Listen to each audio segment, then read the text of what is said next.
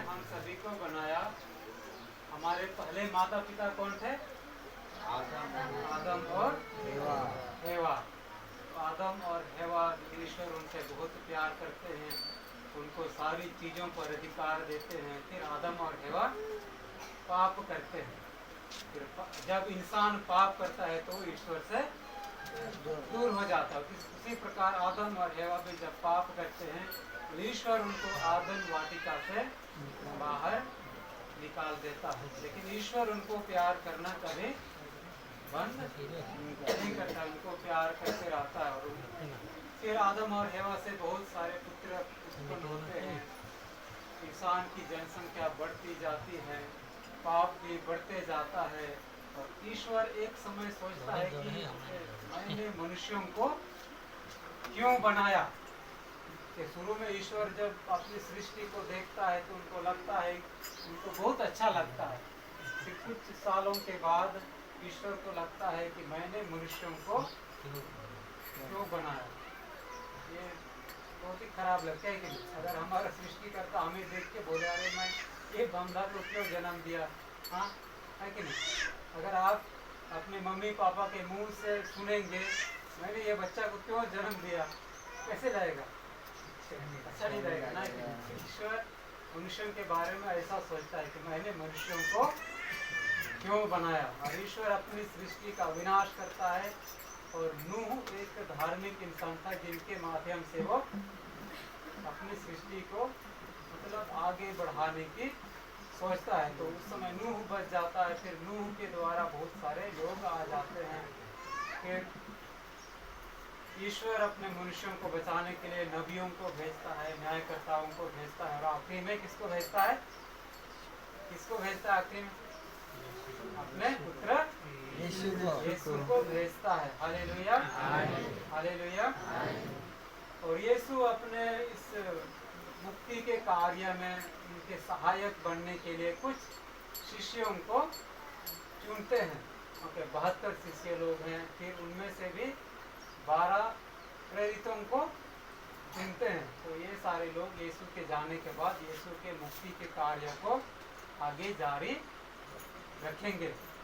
तो अपने उस समय के फारिसी और शास्त्री यीशु को मार डालते हैं, ईर्ष्या के कारण या कुछ राजनीतिक के कारण उनको मार डालते हैं।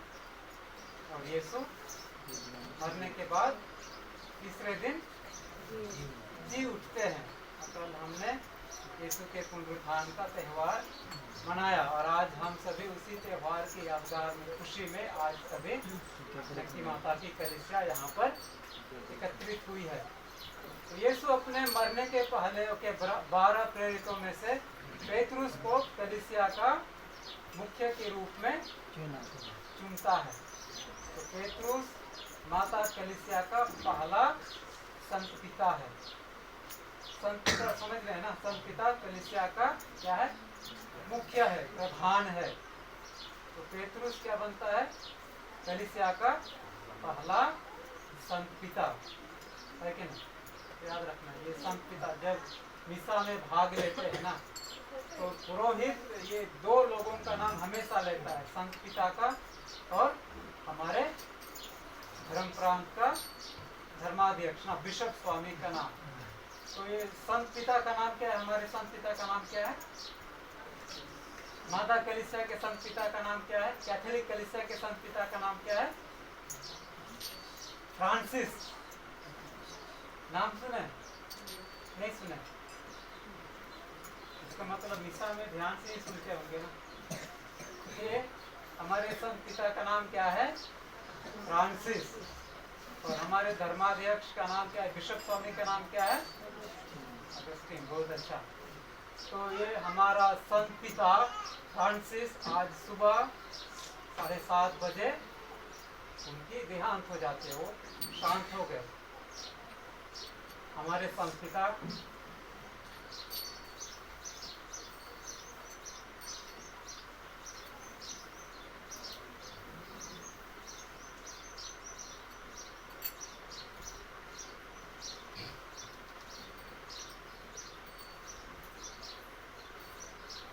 हमारे संत पिता उनकी मृत्यु आज सुबह 7:30 बजे हो जाती है और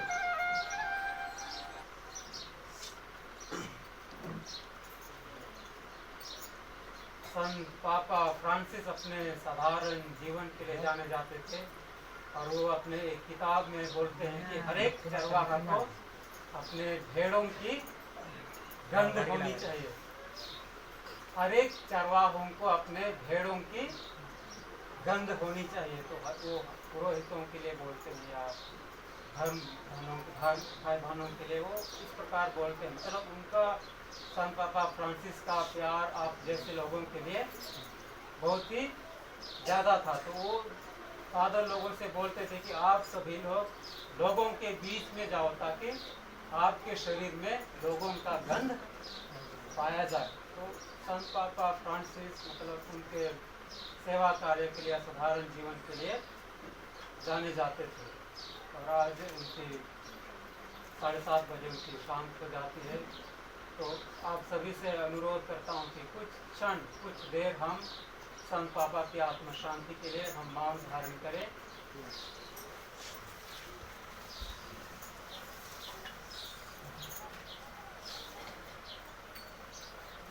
उनकी आत्मा शांति के लिए मन प्रार्थना करेंगे।